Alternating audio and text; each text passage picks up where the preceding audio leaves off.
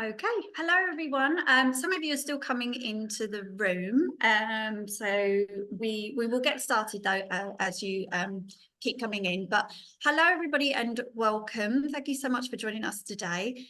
You just joined She Can Co's live webinar called Women Championing Women: Why and How to Lift as You Climb. I'm your host for today, Kaylee Batesman, the content director at She Can Code. For those tuning in who aren't familiar with us, She Can Code is a collaborative community working together to tackle the tech gender gap. You can join our community platform at community.shecancode.io, and you can go across there to find a supportive network of like-minded individuals, new opportunities and guidance to help you to excel in your tech career. Now, before I introduce our wonderful speakers for today, please note that we have a live Q&A session running throughout, so please submit your questions and we will try and get to them at the end. So let's kick off with our amazing panel for today, which I'm very excited about. We have Frankie Oakeshott, Senior Director, Solutions Consulting at Workiva. We have Natalie Whittlesey, Director of C-Tech Engagement from the In Group. We also have Sam Gaskell, who is the CEO and founder of DataFit. And we also have Hazel Elms, Sales Manager of the Karren Brady's Women in Business and Tech Expo. Welcome, ladies. Thank you so much for joining us today. It's a pleasure to have each and every one of you on our panel. We're going to start with some introductions because I'm not going to do you justice. So, Frankie, can we start with a little bit about you, if that's okay? Tell us a little bit about you, what you do, and how you got into tech. Yeah, thank you, Kaylee. First of all, thank you so much for having me. So excited to be here after watching so many She Can Code events. I have been with Workiva and in tech for 8.5 years.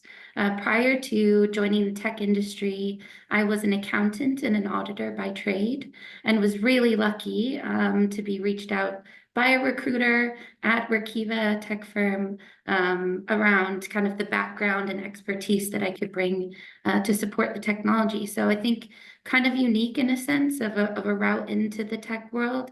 I've been in solution consulting, pre-sale solution consulting, and customer success and services. So solution architects that build our solutions for our customers. I've had experiences at Workiva and really happy to share some thoughts on this call today. Amazing. And how lovely that you've been to other She Can Code webinars and that you've made it onto our panel. So it is a pleasure to have you on here. We also have some other amazing speakers with us today. We also have Sam. Sam, can you introduce yourself and tell us a little bit about you? Hello, yes. Hi, everyone. Sam Gaskell. So founder and CEO and wearing many hats of DataFit. So I've been working within tech and data specifically for 13 years, worked full-time for 10 of those for other businesses and within some brilliant brands, but found after having my second boy that it was time for me to go out on my own and start up DataFit. I got a little bit sick of waiting for promotions that were offered and never came to anything, and wanted to stop waiting for that seat at the table and create that table myself. So yes, great, like really pleased to be here. Thank you so much for having me. Thank you for coming on. And you can hear more about Sam's journey as well, because she came on our podcast, Spilling the Tea, which will be released very soon. So you can hear all about DataFit and how she had that decision to decide, you know what, I'm just going to go for it. And she's living and breathing it. Natalie, yourself, can you give us a little bit about you, please? Yeah, so I've been working with technology leaders for about 25 years for my sins. Absolutely love it, find them incredibly fascinating people, find tech itself really fascinating. It's what's kept me interested over all of this time. So I recruited technology people for a very long time, worked at a few big brands, followed lots of people through their journeys, because over a couple of decades, you see people growing up through the ranks. Now I'm C-Suite or C-Tech Engagement Director for the In Group, which is a group of talent brands. Technology is at the heart of quite a few of those brands. So Investigo's got a really big tech digital data within it. Inex is the executive part, Definia is a consulting arm. So that's why I love my job, love working in this talent group, because I get to talk to great technology leaders about really cool evolving tech stuff on a daily basis. And my other passion is equality, generally, whether that's gender equality, social inclusion as well. And I think that technology is a really big equalizer for people, because if you have the skills and the knowledge, doors can open. So that's me. Amazing. And out of curiosity, having been in tech 25 years, did you know that 25 years ago, did you know that you would be working in tech, or that when people ask you that you worked in tech? Was that just 25 years ago you didn't think it?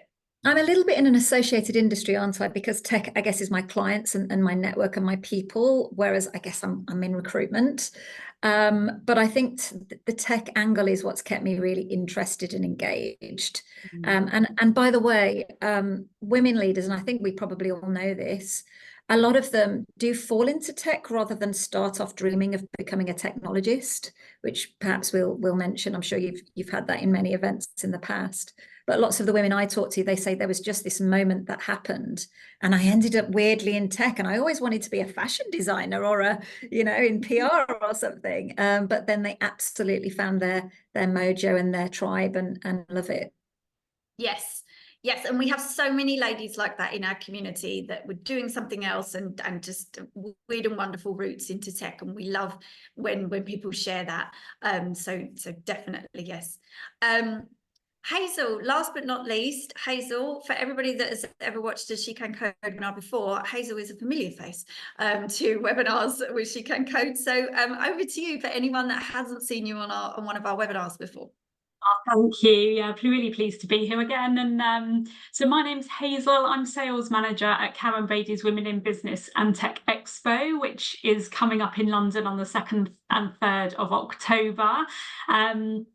And our event is very much for women in business and tech. There's a really large tech element to the event, and it's really been designed to provide inspiration, guidance, and education for women, and for women to be able to come along and network, build their networks, expand, and expand their knowledge, but personally and professionally as well. So we have 3 theatres running at the event, full of high-level speakers and content. The keynote theatre speaker lineup is amazing this year. So we've got Karren Brady's ambassador for our event, but we've got Floella Benjamin this year. We've got Katie Piper and Linda Plant as well. So lots to come and hear and see. And yeah, my route into tech, I've worked in tech previously. I've also worked for a Formula One company, so very much STEM, very male dominated. I've worked in football, which is very male dominated. I've worked across lots of different industries, but all predominantly in sales and marketing. And I think within the tech industries and the companies that I'm working with now, all have a tech element, no matter what sector they're in.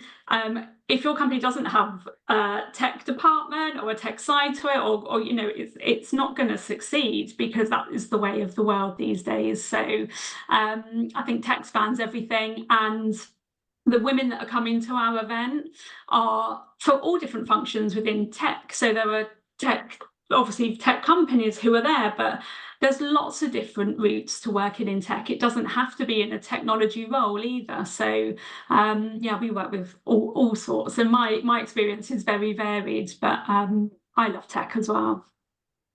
Amazing. And for anybody listening that isn't already signed up for the Karren Brady Women in Business and Tech show, go. We went last year. It was insane. It was so busy, but so worth it. And She Can Code will be there. So come and say hello to us. Just come and give us a hi at our stand.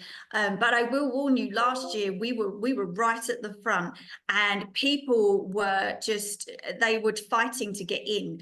And I remember I took a video of it actually when people were allowed in. They just went running towards the keynote stage, because you have great speakers, and everybody run past us, and we was like, "Wait, she can code like this," and then eventually after the keynote, everybody come back and then starts to network. But yeah, you have such great speakers that people were fighting at the front, which was quite an experience to watch.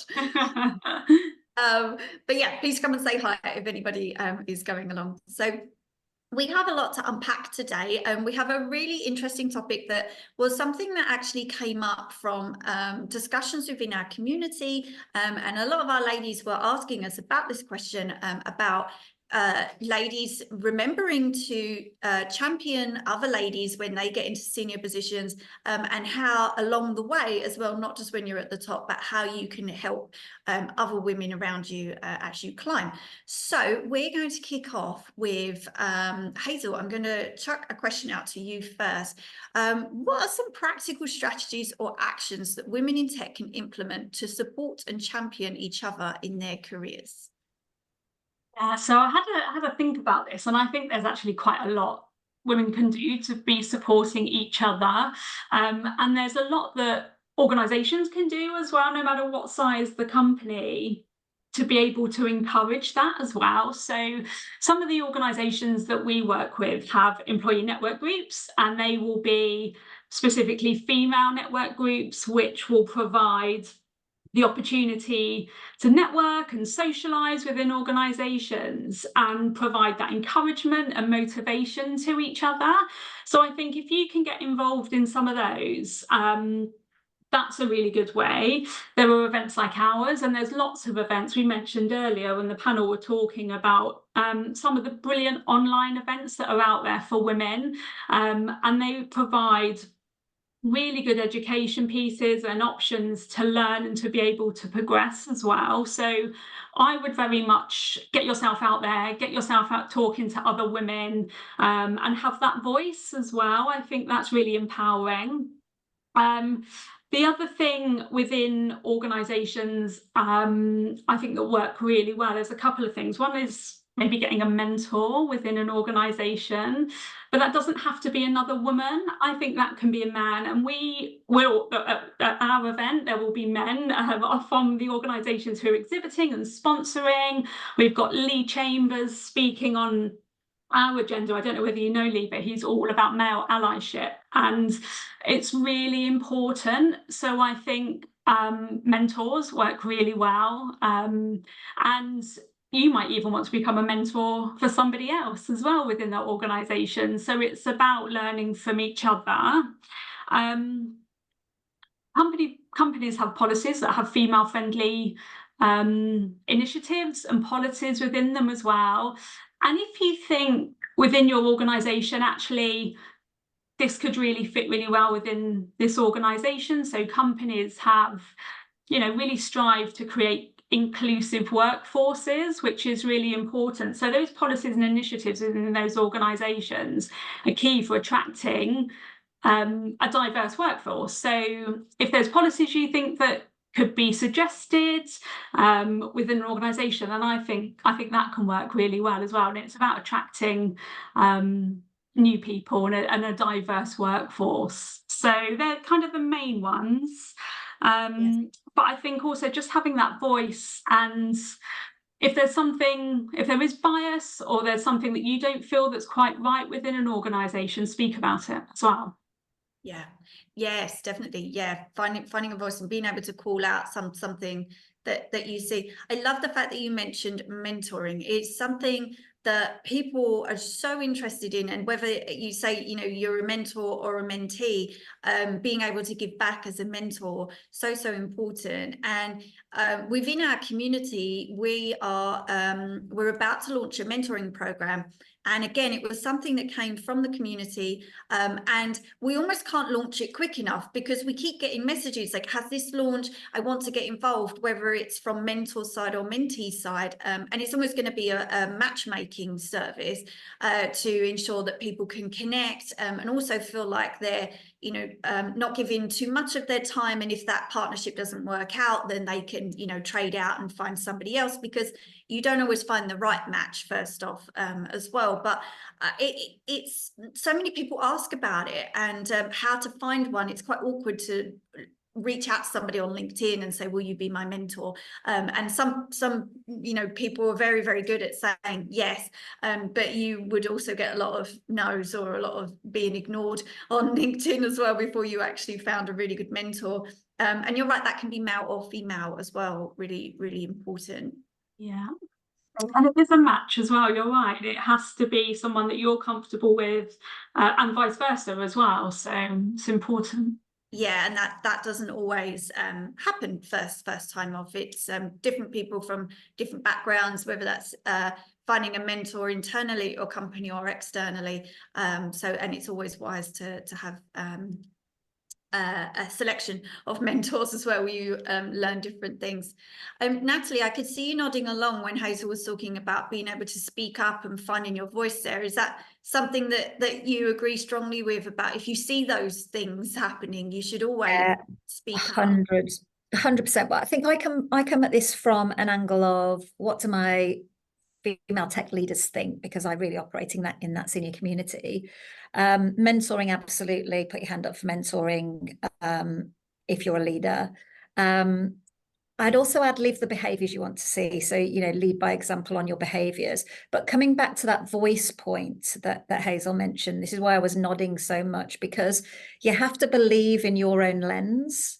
You're at the table or you're in the business as a woman, because you're there on merit, you've got the skills, you've got the experience, but people also really want to hear your point of view, because you may come at things from a slightly different angle to the homogenous mass.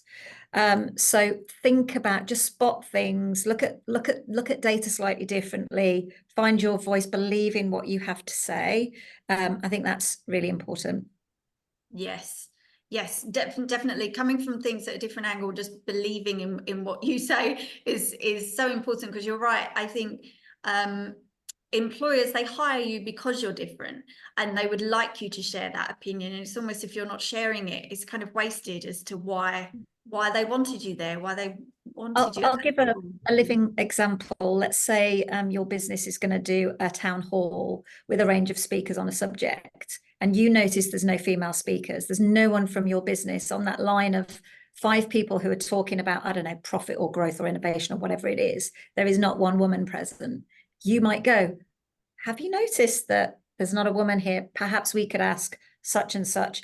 And most of the time, the other people in the room will go, oh my God, you're absolutely right. Thank you so much. Yes. So believe in your point of view. And I think that comes from any minority group, just to believe in what you have to say. Yes, definitely. And you are right. Once that mirror is held up, people don't seem to mind that you pointed that out.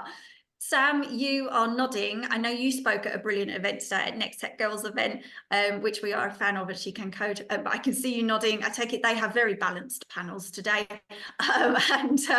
What do you think on that topic of speaking up when you see things?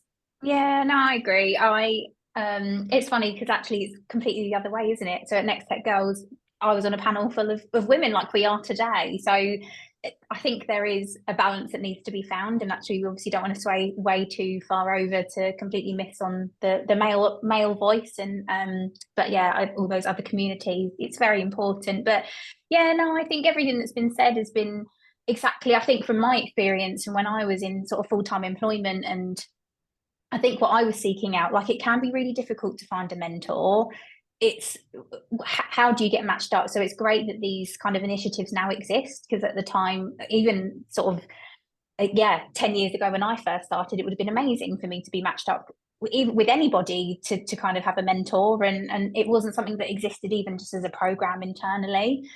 So I'm really glad that they kind of exist. But yeah, I think as a peer as well, I think you can speak up and support peer to peer. So again, kind of over the last 13 years, I was generally the only female on my team for most of that time. And it's probably only, it was sort of in the later years that there were more, maybe 2 of us, if not, depending on the size of the team, that there wasn't many of us. But I think speaking up and supporting each other is incredibly important, because it can feel very, very lonely at times when you're you do see things and experience life and experience work-life balance in very different ways to what your male peers can. And so, yeah, being able to support each other and I think is incredibly important, and support each other and share what's kind of going on. And yeah, one of the things that I was always very keen on as well was trying to keep in mind as new projects came up,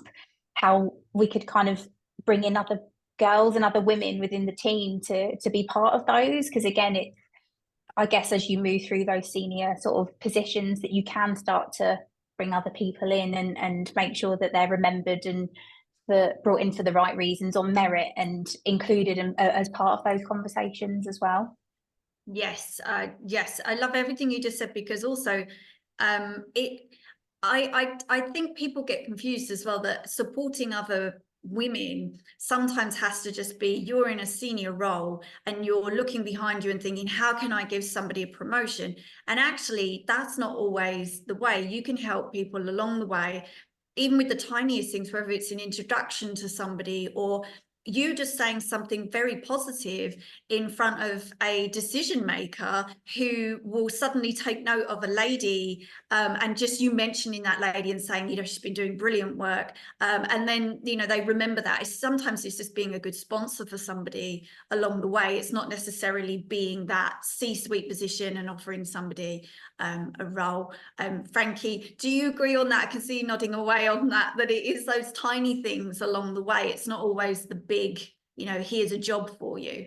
Yeah, I don't think you can stop and just celebrate the big milestones and the big successes. You have to highlight the skills that people have and the ideas that they bring to the table. And I think especially as a leader, having a really keen eye for those, or even knowing your team well enough to know that they've been vulnerable with you, that they might not be comfortable speaking up for whatever reason, and calling them out in the room when you know that there's a topic that they've got something really good to say about. And those repetitions really builds a lot of confidence.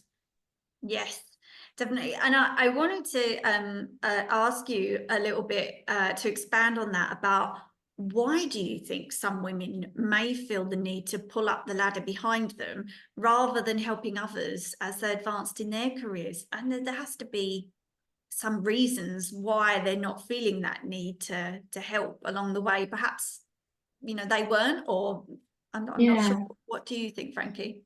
You know, like, we can't be certain, right? Because each individual instance, I'm sure there has some sort of thought or reason behind it. And I'm so lucky to not have experienced this personally, but I have seen it happen to peers at a previous employer. And while this wasn't in tech, it was in a really male-dominated field. And you know, I've read about this and heard about it. And there's this idea in social studies of in-group favoritism, meaning in a marginalized community, if you are within a community of which you belong, being a female in a group of other females, that is, you know, a group of people that are marginalized, that you tend to favor those within your group. So studies would tell us that actually, okay, women are more inherently inclined to help other women. But I did an MBA with a professor that actually studied this a few years ago, and she studied this exact topic, which is why women are pulling that ladder up behind them and not willing to help each other in practice, right, in the workplace, but yet we see it outside of the workplace. And she focused this study on a group of, it was in tech and manufacturing, and it was a global study. And what it really came down to was these individuals, once they've broken that glass ceiling, are trying to avoid going back to being in a marginalized status. So if you're in a predominantly male workplace and you've broken that ceiling, you might want to hold on to that feat and prove that you're the one that did it. You broke through, you're different than others. You're not the stereotype, and to avoid a stigma. But in fact, we really know that the path for that leaders who's broke through continued success and the success of others is to instead turn around and help lift those women and bring them with you as they climb. So I think it's just inherent the nature of individuals, but what we can do for each other is, you know, like with unconscious bias, bring it forward so people are aware of some of the behaviors that they may tend to do. And like, there are still too few women in leadership roles in male-dominated fields, and I'm really lucky, one, not to have had you know, the ladder kind of pulled from me by another female in work, but also had really incredible examples and multi-generational in my family of women that are really successful in their careers, and hearing stories of how they helped other women. And it never fazed me that women by default weren't in leadership positions, or that it would be harder than for me than men to achieve those goals. So when I joined the workforce, my eyes were really open to this. And I just think all you need to do is really recognize that everyone, females especially, around you are doubting themselves. We all are doubting ourselves. Our CEO of Workiva, you know, talks about imposter syndrome, and you can doubt yourself professionally and personally, but we know that women are more self-conscious, and they're less likely to take a bold step forward towards a role that they might not meet the criteria of. So just get behind them, point out their talents in a crowded room, acknowledge efforts, like celebrate the little wins and the big wins, the skills that people have. And I just keep in the back of my mind that we can all do more if we're all there for each other. Yes, I love that. Yes, and the little wins. And you are right. I think it is a lot of people, thankfully, you know, don't have those horror stories. It is minimal, and it is, you know, they don't always go through workplaces feeling like they're not supported by ladies. But it's amazing how that small group that's happening, it just reinforces that stereotype of like the mean girls stereotype, to the point where somebody's doing a study on it. We get to look into why that's happening. But as you say, you know, luckily most of us don't experience that, but are at least aware of it, so that you can help other ladies as you go through your career. Other ladies on the panel, what do you think on that? I can see, Sam, you're nodding away, definitely. But other ladies, what do you think? Yeah, I think like we, working kind of in the recruitment side, Natalie, you'll probably know this just as well, that women might look at a job description, and if they can't do one or two things on it, will not apply for that job, whereas a man would. And I think, you know, I don't like the term imposter syndrome, but it's very real and very there. And if other women aren't supporting women, then, you know, who else? I don't understand it myself. And we definitely don't see that at our event. The energy at the Karren Brady's Business and Tech Expo is just there to absolutely push forward. And it's all about career development and what you can achieve. And actually, you know, we're having a new health and female health and wellbeing area within the event this week, or this year, because it's so important to be looking after yourself. And with that then becomes confidence, new energy. Like, there's lots of things that we really should be supporting each other on, definitely. And I think case studies and lived experiences are absolutely key as well, because those lived experiences are real. And if you can hear and see and feel how people have achieved that, hopefully that will help. Yes, I agree. And events like yours do help with that, to have that networking experience, to find ways to help each other, and just to meet and share the fact that, like Frankie said, you know what, we're all feeling the same way. A lot of ladies are feeling that way, and they do have those days where they do have that doubt, whether or not they should be doing something, and you know, and then it goes, and then, you know, you keep going. But to have people around you that are feeling that same way, and to know that and to support each other, even that, you know, is super important to have those people around you. Natalie, I wanted to ask you a little bit about the queen bee, which is a term that we hear often with women in the workplace. So are there specific strategies or practices that can help women leaders overcome the pressure to conform to traditional male-dominated leadership styles, which might contribute to the queen bee behaviours? So by queen bee, because I wasn't that familiar with the term, but I'm assuming it's all tied in with this whole take the ladder up with you, be the only one, you know, I'm the superstar here. So first of all, I want to use past tense in this.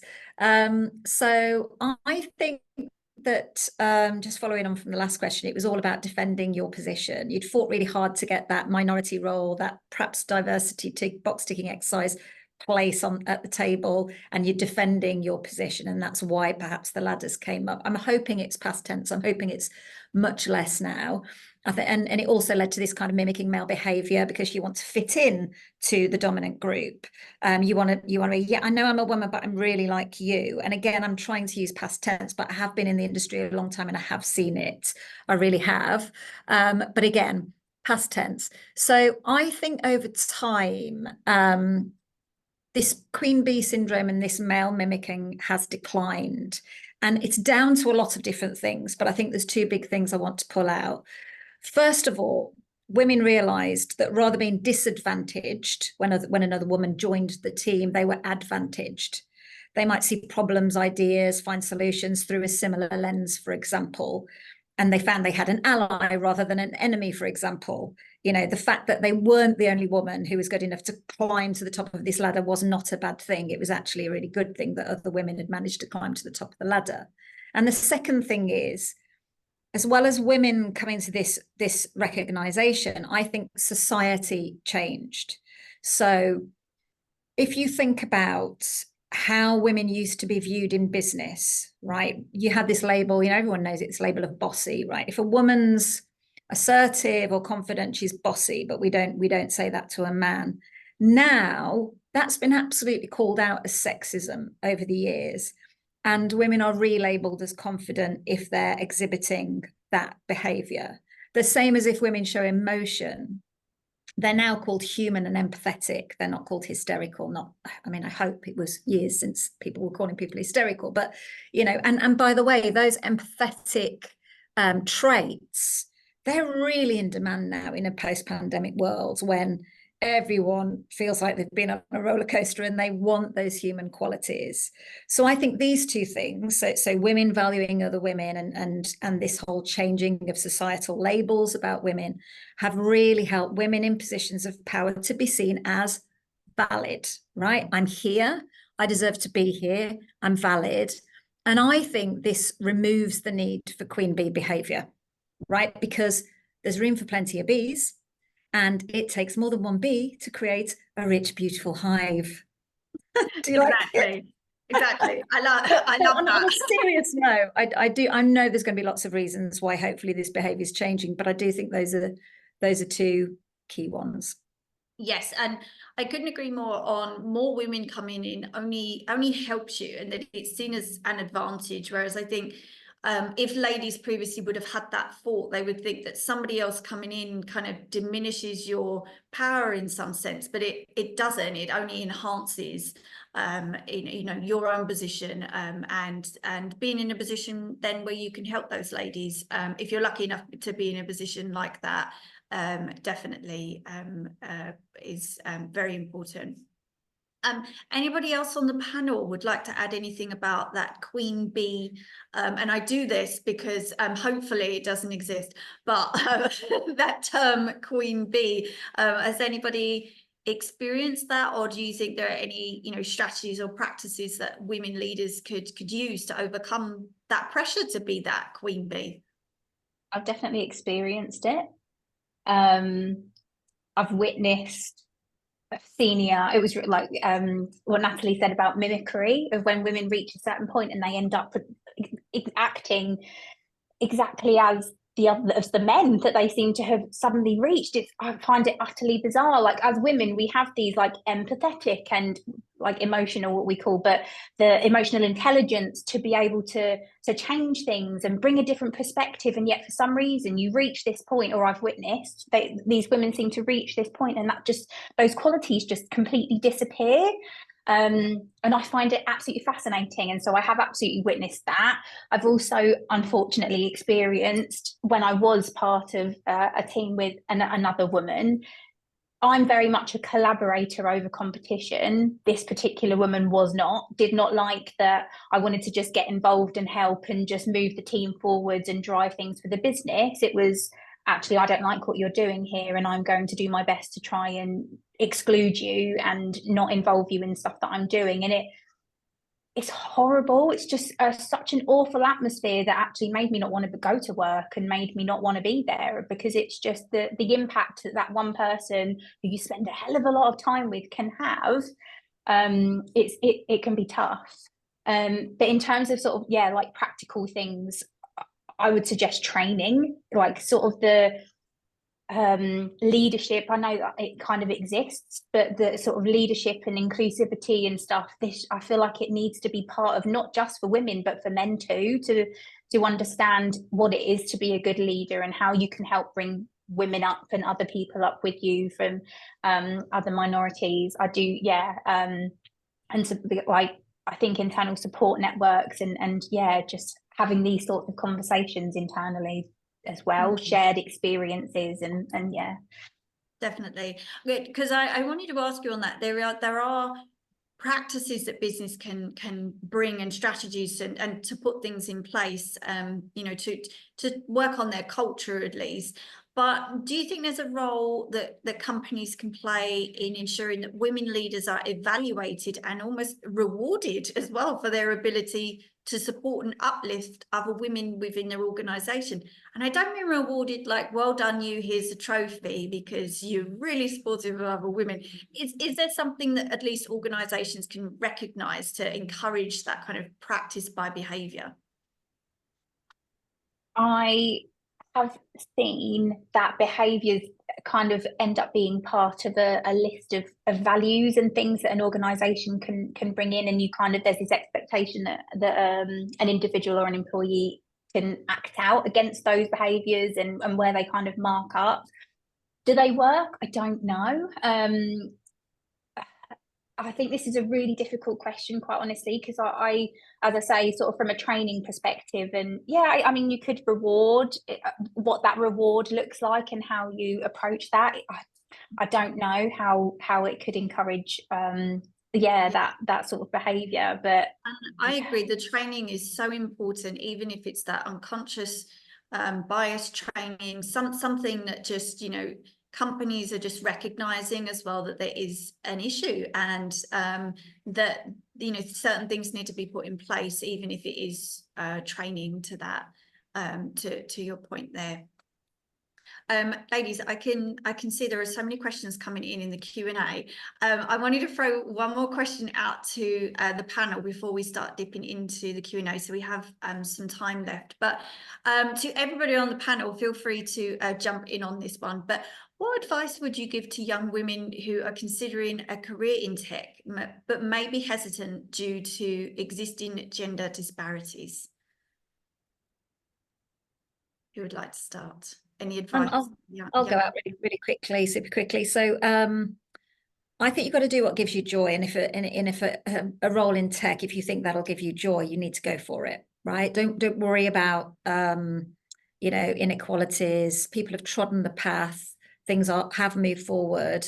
I think go for it, but with the advice of two things. So if you join a role in tech in a company and it doesn't work out because you don't feel you fit, don't think it's you. Just think it's not that particular company and that particular company's culture. I'm going to try another one. Don't go, oh my God, the thing I really wanted to do, it's not right for me. I've been ejected like a splinter. Try another one, because company cultures are very different. And some people are more progressive and more up to date, and some people are lagging behind and in the Stone Age, right? So go for it. The second thing is, If it's not easy to believe in yourself sometimes, you know, we've talked about imposter syndrome, etc., believe in people who believe in you.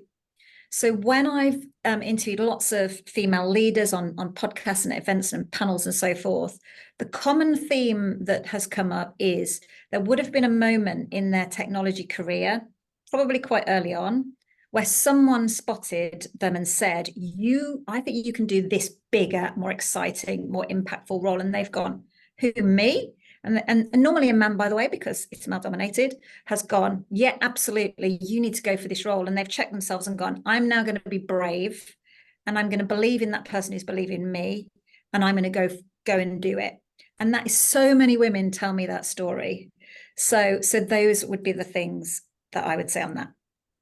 Yes, God, that is brilliant advice. That is so good advice, Frankie. I know. Well, I really wanted to tag on to that because Natalie, it's so spot on. And the last 2 roles that I moved into was those transitions were the first time I really listened to the people truly that were believing in me the whole time, right? But I had it in my head that you know, oh, I'm not really prepared, I'm not good enough. But I listened to these people that really were proud of me, that trusted, that they chose me to be in this role. They knew I could do it.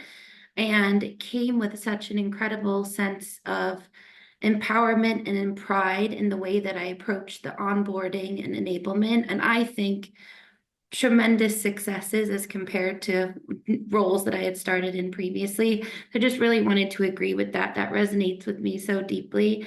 And also add, you know, if you're the part of this wonderful, you know, She Can Code organization, or you're interested in tech, that's the exact reason why you should give it a go, because we have come so far, but that interest in equality and interest in tech, we need more people like that with us, continuing to make sure that we can move forward and be represented at the leadership level, and that we have a more, you know, diverse workplace. Give it a go. It's the best decision I ever made. Yeah, it's such good advice. And Natalie, I love the fact that you actually answered somebody's question in this Q&A as well about, should I just leave? Because I was reading it, somebody has said, it's nice to know that I'm not alone, and they're loving the webinar, by the way, ladies, thank you. And it says, it's disappointing that this behavior still exists. Is there anything you can do to improve a toxic workplace boss, or is it just a case of get out while you can? And you kind of answered that with, you know what, it's not you. Sometimes you just need to leave, and sometimes workplaces are just not for you. And if you do feel like a place is toxic, and it doesn't suit you, and that's the thing I think I've learned along the way as well, is some workplaces work for some people and not for others, and that some might think this is really bad, and then others might think, you know what, in my experience this isn't bad and I'm going to make it work. So it also just depends on the person and their experience and where they are at. But all right, if you're not enjoying it, you should leave. There is a question in here, so we're getting sassy in the comment section. It says, do we think this is really queen bee behavior, or maybe more a bit of bitterness or frustration that future leaders or women can get to a level with less pain and difficulty, and it feels unfair that they have had to achieve this by themselves? What do you think, ladies? So they have said, I'm sure there's both, but I reckon there's a lot more of the injustice sentiments that I had to do it alone, and if you deserve to be here, you should have to fight just as hard. Maybe they're just forgetting the point that things are supposed to be better, easier for marginalized groups, so folks don't have to fight as hard to progress and thrive. What do you think, ladies? That's an interesting one. Yeah, I was in a meeting a while, it's a good few years ago now, and we were talking about, I'm a parent, and you know, flexible working, and actually how great that is, and that flexibility has become so much better since COVID. So this was pre-COVID, and I was talking to someone who was saying that, you know, she missed all her kids' sports days and missed lots of stuff because there was no flexibility. And if she wanted to get where she wanted, she had to be, you know, working extra and longer hours and things like that. And there was this bitterness about that. You could tell it was like, now, you know, people can seem to do what they want. But like, she had been through that and had to sacrifice quite a lot to get where she got. And that's my first experience of that, and I could feel it from her. And I guess, you know, maybe there is a bit of that, but actually what they should look at is actually how things have progressed and how much better it has got in the workplace, and celebrate that and then be part of that as well. But yeah, I have experienced that.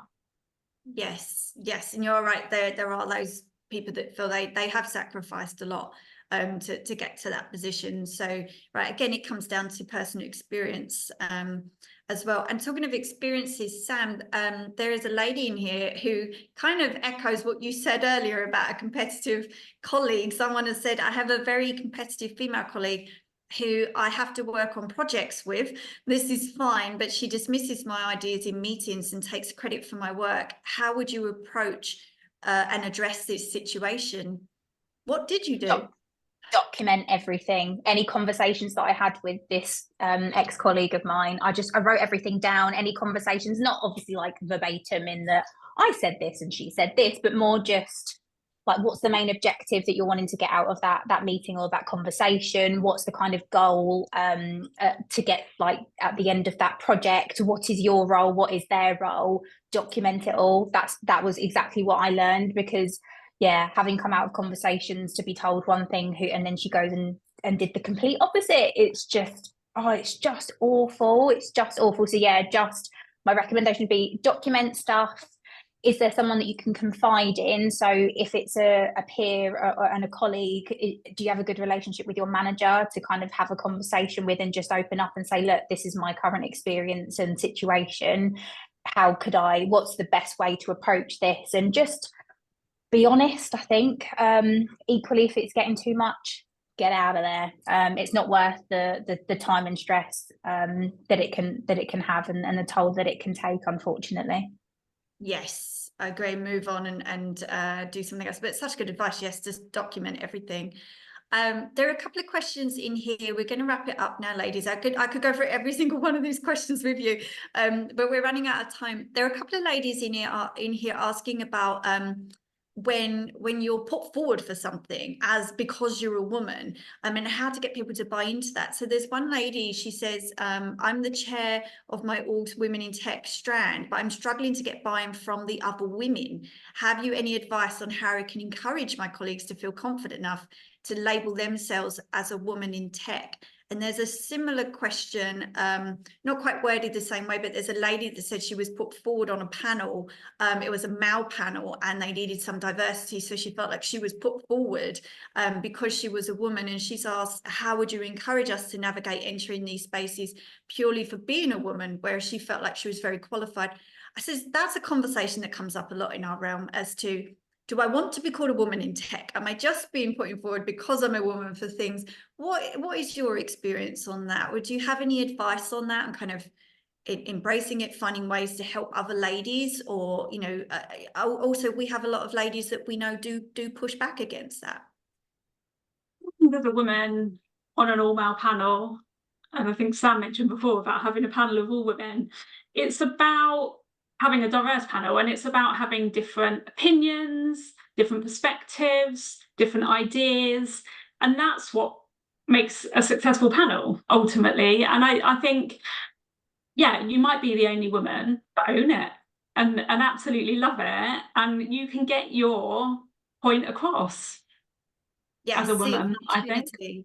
Yeah. Brilliant advice. Yeah, and then when you're in a position where you might be starting a group, for instance, like the lady that asked the question, where she can start bringing people together and making sure that panel is balanced, then she has the opportunity to do that. We do hear similar things here about getting women to agree to almost buy into the idea of being a woman in tech, and we do hear pushback on that, which is super interesting for us as a community. But yeah, I agree. It's embracing that and thinking, how can I use that to my advantage? How can I help others as well? By being that woman on that all-male panel, you might inspire someone else to be a woman on another panel, and then grow, and then you will make a difference to at least one person by doing that. Exactly. Yeah. Natalie, did I hear you jump in with something? Yeah, sorry. No, I'm completely agree. I kind of put a slightly different spin on it as well and say that panel, they may have asked loads of women to be on that panel. It's just that men put their hands up first and said yes, right? So don't think that they've only asked you right at the last minute. You know, we've organised lots of panels. Hazel's organised lots of panels. You know, this happens a lot where men are really happy to put themselves forward. They're just more confident. Women go, oh no, that's not really for me. Now, more recently, women have really stepped forward, and you see lots of women stepping forward at events, on panels, at podcasts, all sorts of things. But that wasn't the case in the past for whatever reason. So don't feel you're like a last minute token person. Think they may have tried lots of women, and I'm just the only one who's you know, and they've thought, oh God, we've tried lots of women, we still really need one on there, so let's try again, and it may appear in the wrong way. But yeah, if you get on there, own it, outclass the men on the panel. But yeah, you don't know what other diverse characteristics those men might have as well. So, you know, I think go for it. And this whole thing about women not wanting to be seen in women as tech, that's fine. Let them do them and you do you, right? Some women, they just want to be, I'm a brilliant person in tech, I'm not someone with boobs in tech. You know, that's just what they want to be. Yeah, fine. We don't all have to be, you know, banging the drum, is my opinion. Yes, but we can all still be supporting people in your workplace, whatever their gender, and just remembering that as you climb, it is important not to pull the ladder up behind you. We are out of time. I wanted to leave you with a quote that I've heard so many times in my career, and I wish I had a pound every time I heard it. But Madeleine Albright once said, there is a special place in hell for other women that don't help other women. And it is something that stayed with me and many other women throughout our careers. But ladies, I could keep going through these questions, and I wish we had more time to address them all, because as usual, our community have been super chatty and engaged with us. So thank you always for that to our community. So thank you so much to Natalie, Sam, Hazel and Frankie. It's been an absolute pleasure chatting with you all today on this topic. So thank you so much. Thank you. Thank you so much. Thank you. And to all of our listeners, thank you so much for joining us as always. As I said at the start, if you haven't already joined She Can Code's community, you can hop along to community.shecancode.io and sign up there. If you want to rewatch this recording, you can from tomorrow. It will be on She Can Code's blog, and we will share it in our community as well. But for now, thank you so much, everybody, for always joining us and sharing your questions. And we hope to see you again on our next webinar. Thank you, everyone. Bye. Bye.